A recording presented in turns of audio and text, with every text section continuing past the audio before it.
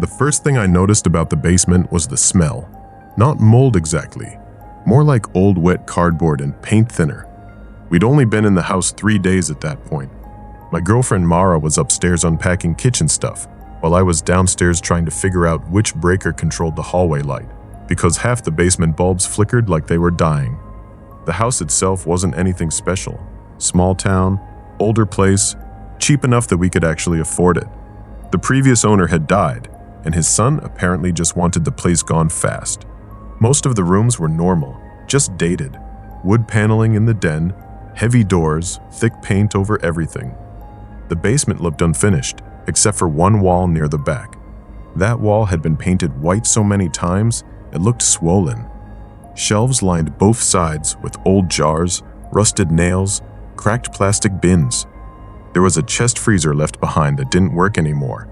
Behind it, partially hidden, was a narrow door. At first I thought it was just some utility closet, but the weird part was the paint. The edges were completely sealed over, not accidentally either. Somebody had rolled paint across the seams again and again until the outline barely showed.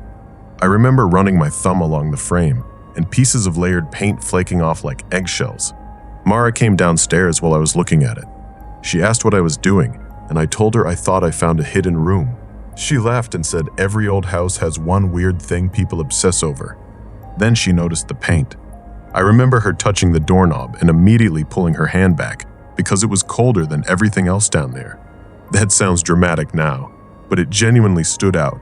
The basement was warm and humid. The knob felt almost refrigerated. She asked if it opened. I tried turning it, locked. We left it alone after that, for a while. That night, I kept thinking about the door because it didn't make sense with the layout upstairs.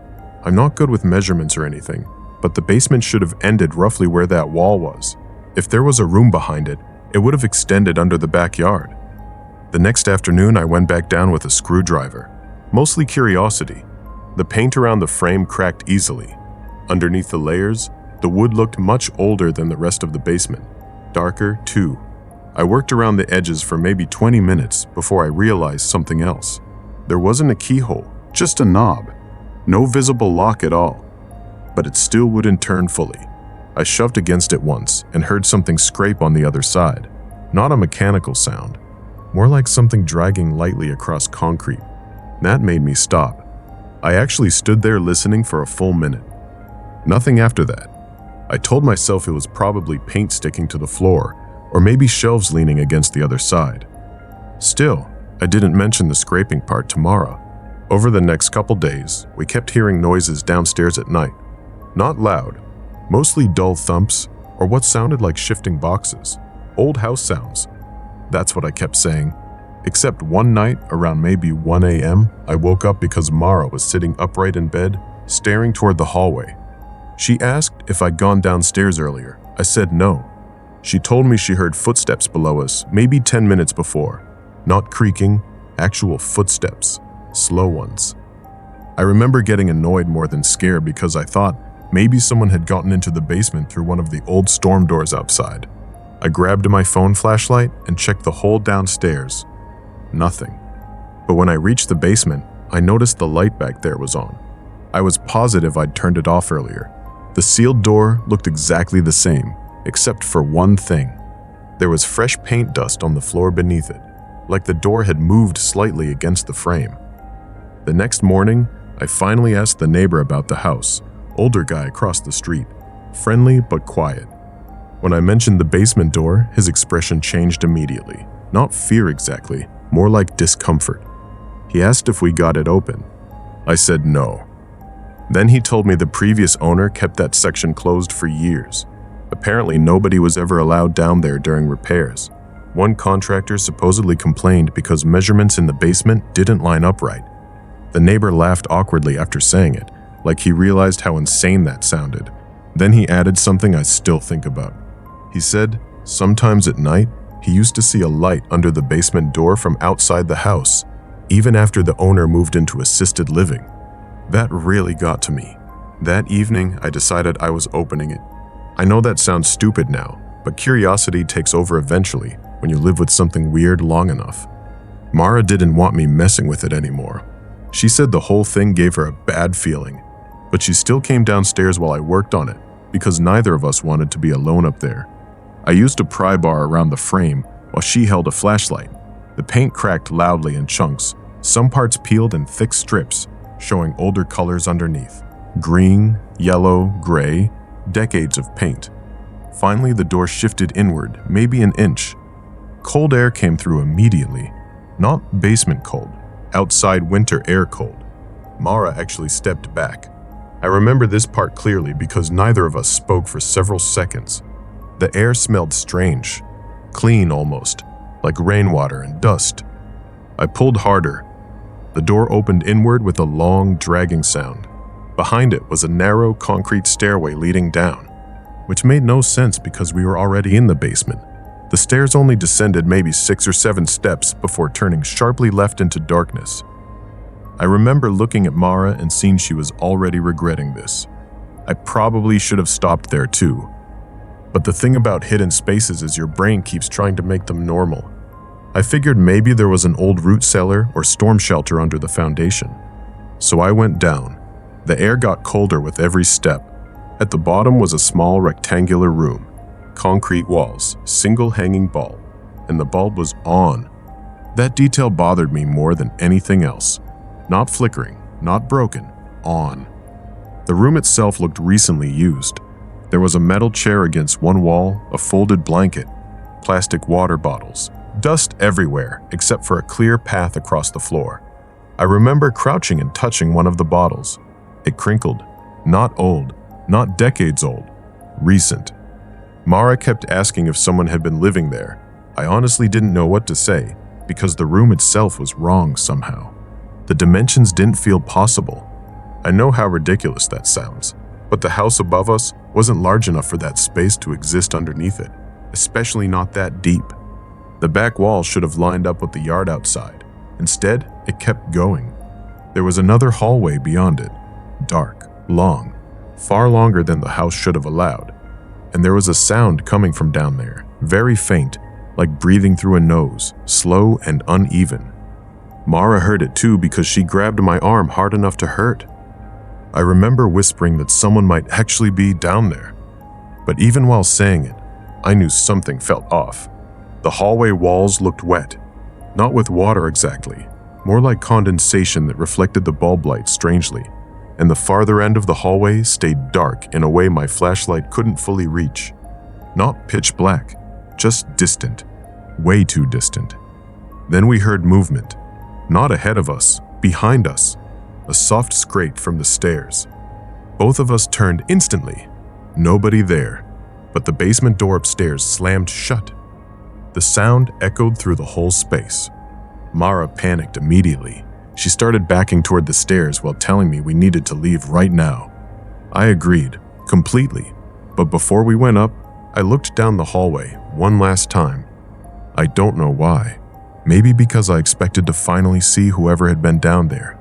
Instead, I saw the hanging light above us dim slightly, and in that brief, darker moment, I realized the hallway floor wasn't concrete the whole way down. Part of it looked carpeted, like an actual lived-in hallway. Then something moved across the far end. Fast. Human height. Not running toward us. Just crossing from one side to the other. Like somebody walking past an open doorway deep inside a house. We left immediately after that. I don't remember climbing the stairs. I just remember Mara fumbling with the basement light switches while I shoved the hidden door closed. And when it finally slammed shut, the sound from behind it stopped completely. No breathing. No movement. Nothing. The next day, we bought a heavy cabinet and pushed it in front of the door. We didn't tell anybody else because honestly, I didn't know how to explain any of it without sounding insane. A week later, I went outside to mow the backyard and tried estimating where that hidden room should have been. The measurements still didn't work. There wasn't enough space, not even close. That night, I checked the basement twice before bed. The cabinet was still firmly against the wall, the painted door hidden behind it. Closed. The next morning, I went downstairs because the basement light was on again.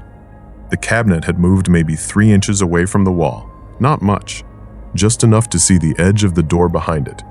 and the door itself was slightly open.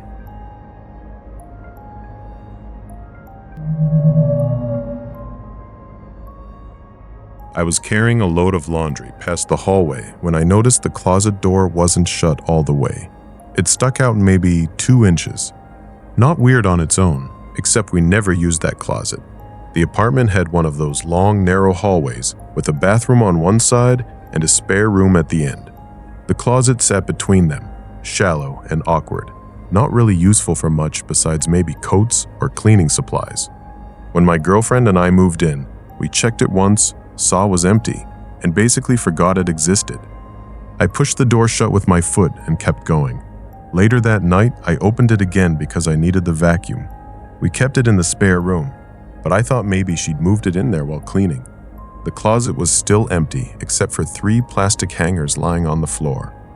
I remember pausing because I was pretty sure those hadn't been there before.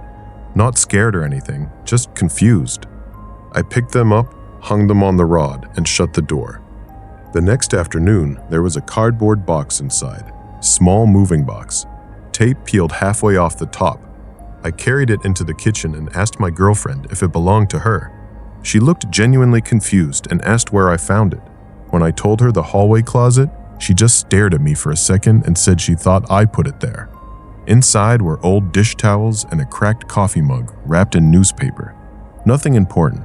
We figured it had probably been shoved somewhere in the apartment before we moved in and somehow got overlooked. The place wasn't exactly spotless when we rented it. I left the box near the front door to throw out later. The next morning, it was back in the closet. That sounds dramatic written out like that, but at the time, it mostly just annoyed me. I thought my girlfriend moved it and forgot. She thought I was joking around. We went back and forth about it while getting ready for work until she finally carried the box downstairs herself and tossed it into the dumpster outside. Problem solved. Except 2 days later, there was a stack of grocery bags inside the closet, folded neatly, then a single boot, then an extension cord. Always random stuff, always arranged carefully. At first we kept assuming there had to be some normal explanation. Maybe we were accidentally putting things there without thinking. Maybe one of us was sleepwalking or something stupid like that. But neither of us recognized most of the items. One evening, I got home before she did and found an old framed picture inside. Just some lake surrounded by trees, no people in it. Cheap wooden frame with dust in the corners. I texted her asking if she bought it from somewhere. She replied immediately, asking what I was talking about. When she got home, I could tell she was actually unsettled for the first time. Not because of the picture itself, because the closet door was already open when she walked in. After that, we started noticing the closet constantly. You know how once something gets in your head, you can't stop checking it. Every time I walked down the hallway, my eyes went straight to that door. Most of the time it stayed shut. Sometimes it would be cracked open, and every few days there'd be something new inside. A scarf, a stack of magazines, one glove, an empty jewelry box. Nothing threatening, nothing that made sense either. The arguments started getting more serious around then. Not yelling or anything, just irritation building up because neither of us believed the other person completely anymore. One night, she accused me of trying to scare her. I remember laughing at first because the idea sounded ridiculous. Then she said I was the only other person with a key. That part sat with me longer than I liked. A few days later, she emptied the closet completely while I was at work, like fully emptied it.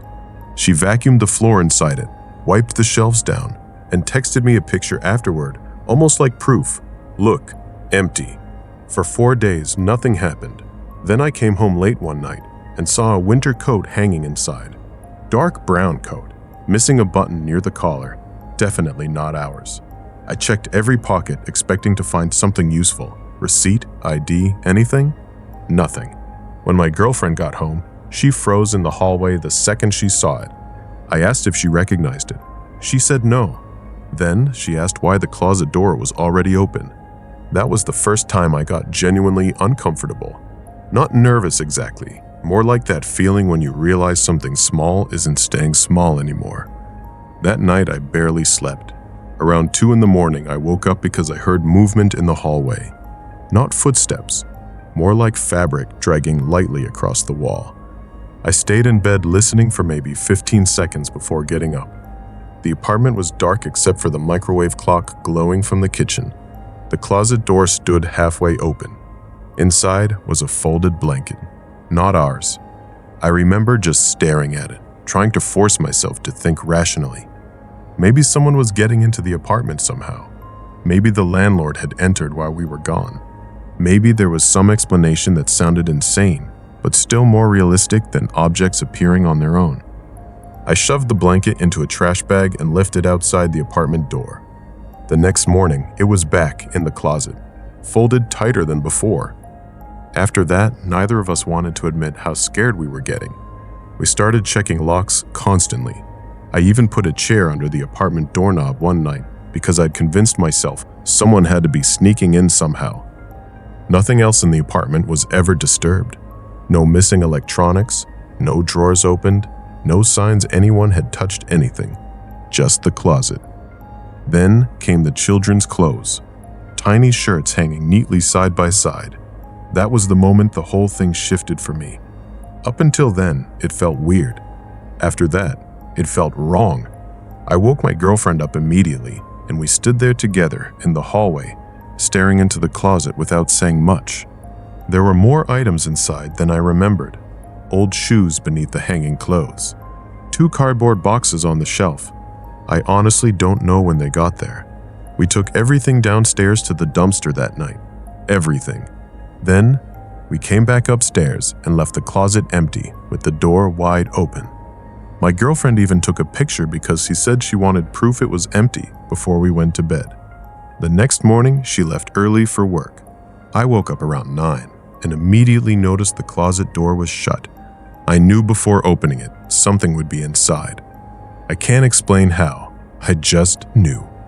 There was a small wooden chair sitting in the center of the closet, child-sized, facing outward toward the hallway. Nothing else, just the chair. I checked the apartment so many times after that, my legs started hurting. Every room, under the beds, behind the shower curtain, kitchen cabinets, everything. No one was there. When my girlfriend came home, she got quiet the second she saw my face. I told her we needed to leave. She didn't even argue. We packed essentials that same night and stayed with her sister for almost a week. Eventually, we went back to get the rest of our things. The closet was empty again. No chair, no clothes, nothing. But there was this smell inside now. Not rotten, just stale, like old fabric sealed in boxes for years. We moved out 2 days later. I still have the photo of the empty closet on my phone. Sometimes I zoom into the back corner because there's something there that doesn't fully look like shadow. Probably just bad lighting. At least that's what I tell myself. We live somewhere else now. Nothing strange has happened in the new apartment. But every morning, the hallway closet door is open a few inches when I wake up.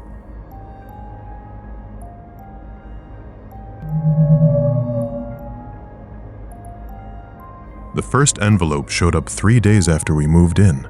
I was standing in the kitchen unpacking plates while my wife sorted through the mail on the counter. Mostly utility stuff, change of address confirmations, one coupon booklet. Then she held up a white envelope and asked if I recognized the name Daniel Morrow. I told her no. The envelope looked normal enough. Handwritten address, no return address, just our house number, the road, and that name. We left it by the door in case it was important. I figured whoever lived here before us forgot to update something. The house itself wasn't old exactly, maybe built in the late 90s. Small rental place outside a town in the middle of nowhere. 1 story, quiet road. The kind of place you move into because rent is cheaper if you're willing to drive 30 minutes to anything useful. The landlord had been weirdly eager to get rid of it. Not suspicious weird, more exhausted. He rushed through the walkthrough, forgot half the paperwork in his truck, and kept saying things like, "If anything breaks, just text me." When I asked how long the previous tenant had lived there, he shrugged and said a while. That was it. The next week we got 2 more letters for Daniel Morrow. One was from a bank. The other was handwritten again. Same uneven writing. My wife joked maybe Daniel had a secret admirer who refused to let go. I remember noticing the envelope smelled faintly like cigarette smoke. Not fresh smoke, more like something trapped in old fabric for years. I didn't think much about it until the fourth letter. That one was thicker, no stamp, which meant someone physically dropped it into our mailbox. I opened it because, honestly, by then, curiosity had won. Inside was a folded sheet of notebook paper. It only said, "You left the hall light on again." No signature, nothing else. I stared at it for a second, thinking maybe it was some kind of inside joke between whoever used to live here and a friend. My wife thought it was creepy immediately. She asked if the landlord mentioned anyone coming by the property before we moved in. I said no. That night, I noticed the hallway light was actually on. I figured one of us forgot to turn it off earlier, but the note stayed in my head longer than I wanted it to. The letters kept coming after that, always handwritten, always no return address, and always addressed to Daniel Morrow. At first, the messages seemed random. The kitchen window still sticks. You missed trash day. There's an animal under the porch again. Stuff like that. Small things that honestly could have been guesses. Generic house problems. Except they were accurate. The kitchen window did stick. There actually was something living under the porch. I found droppings near the crawlspace vent. And once, after reading a letter about the bathroom fan making noise, I turned it on and heard a rattling sound neither of us had noticed before. My wife stopped laughing about the mail pretty quickly. She wanted to throw them away unopened. I kept opening them anyway. I told myself it was because I wanted to figure out who was sending them. But really, I think I got obsessed with seeing what the next one would say. About a month after moving in, things started feeling wrong inside the house. Nothing dramatic, just little moments. I'd come home from work and find the bedroom door closed, even though we always left it open for airflow. The back porch light would be on in the morning. Once I found one kitchen chair slightly pulled out, like someone had just stood up from it. Every time I asked my wife if she'd moved something, she'd ask me the same thing. One night, she woke me up around 2 a.m, asking if I had been walking around the hallway. I hadn't. She said she heard slow footsteps outside the bedroom for maybe 10 seconds. Then they stopped right by the door. I checked the house. Nothing. Doors locked. Windows locked. I even looked outside with a flashlight thinking maybe someone was messing with us. There was nobody. The next letter came 2 days later. You shouldn't walk around at night. It wakes her up. That was the first one that actually scared me.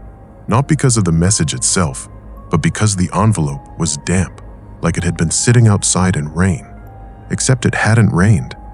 I remember feeling this weird hesitation before opening it, like part of me already knew it was going to say something bad. My wife got angry after that one. She wanted to call the police. I told her, what exactly are we supposed to report? Weird letters? We argued about it longer than we should have. Eventually, we compromised and bought a camera for the front porch. Cheap motion detection thing pointed directly at the mailbox and driveway. For 4 nights, nothing happened. Then on the 5th night, the camera alert went off around 1:13 a.m. I checked the footage immediately. There was no person in the frame, no car either. Just the mailbox door slowly hanging open. That was it. The camera never captured it opening. One frame it was closed. Next frame, it was already swinging slightly. I went outside with a flashlight anyway, because at that point, I was too worked up to sleep. The air smelled strange. Damp dirt and something sour underneath it. Inside the mailbox was another envelope, no stamp, handwritten. I brought it inside. My wife told me not to open it until morning. I opened it anyway. This one said, "You're sleeping in the wrong room." I laughed when I read it. Not because it was funny, more because my brain didn't know what else to do. My wife didn't say anything for a while after reading it. Then she quietly asked me which room Daniel used. I realized I had no idea.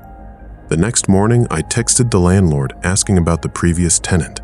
He took almost the whole day to respond. Finally, he sent back 3 short messages. Lived there around 8 years. Kept mostly to himself. Left suddenly. That last part stuck with me. Not moved out. Left suddenly. I asked where he went. No response after that. A few days later, I came home early from work because of a scheduling issue. My wife's car wasn't there yet. The house was quiet, except for this soft humming noise somewhere inside. I thought maybe I'd left the bathroom fan on again. But when I walked down the hallway, I realized the sound was coming from the spare room we used for storage. The door was almost closed, not fully, just enough for darkness inside. I remember standing there for a second trying to listen. The humming stopped. Then I heard movement, very small, like someone shifting their weight on the floor. I opened the door immediately. Nothing inside, just boxes, winter clothes, a folded card table against the wall. But the room smelled stale, like old cigarettes, strong enough that I stepped back out instinctively. That night, another envelope arrived.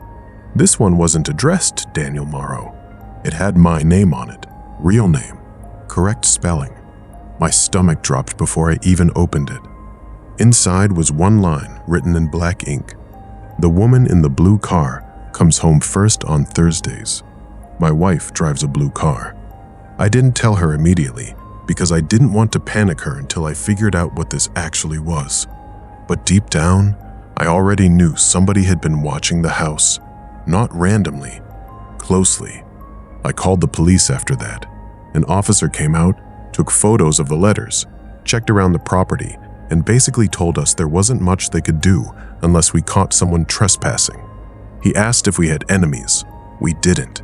He asked if maybe the previous tenant was still using the address intentionally. I handed him the letter about my wife's schedule. He got quieter after reading that. Before leaving, he told us to keep the doors locked and call immediately if we noticed anything unusual. That same night, around midnight, we heard something hit the side of the house. Not loud, just a dull thump. I looked outside through the living room blinds, but couldn't see anything except darkness and the reflection of the room behind me. Then my wife said somebody's at the mailbox. I looked again.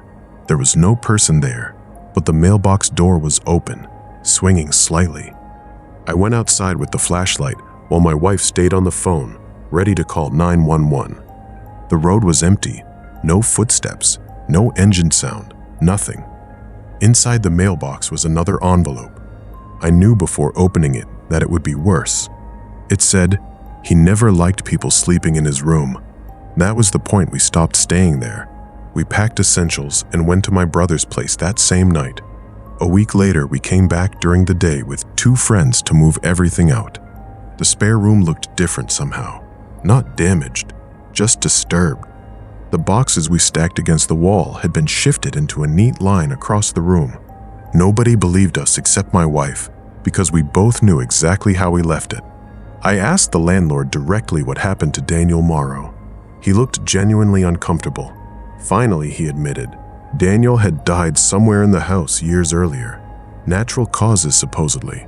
Nobody found him for almost 2 weeks. The spare room had been his bedroom. We moved out that weekend, never filed a complaint, never got answers. And the weirdest part is this, the letters still come. Not to the old house, to our new apartment. Same handwriting, same no return address. We don't open them anymore, but every couple weeks there's another envelope waiting near the door anyway.